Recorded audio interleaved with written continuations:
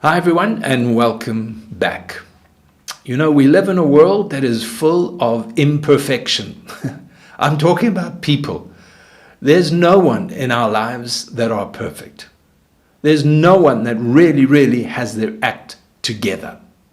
We're looking at people who are weak and fallible in themselves.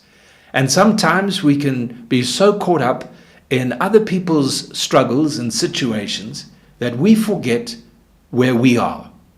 We can become critical. We can become judgmental. Even in the church, even when we look at church leadership, even in our families, we can have an expectation of other people and it's just not right. You know, we're warned in the book of Ephesians that Paul says, be angry, but do not sin. He goes on to say, do not let the sun go down on your wrath.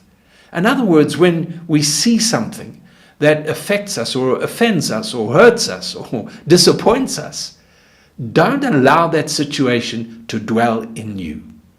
Don't take on that attitude of that other person, that problem of that other person. Don't allow your heart to become hardened.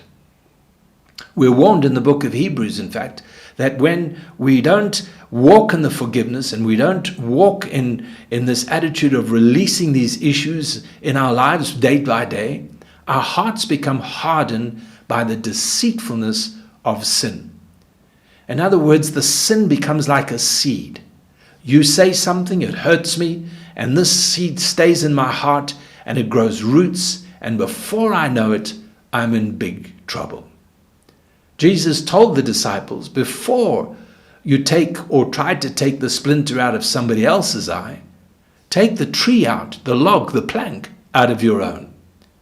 So yes, when I look around the world and I look around my family in the church, I see things that maybe I don't agree with, I don't approve of, things that I think, whoa, that's terrible, that's wrong. But you know what? I need to look at the state of my own heart in all of this. I cannot allow myself to become critical. I don't want to judge other people. I need to have faith in my heart that what that person is, God will help them. God will deal with them.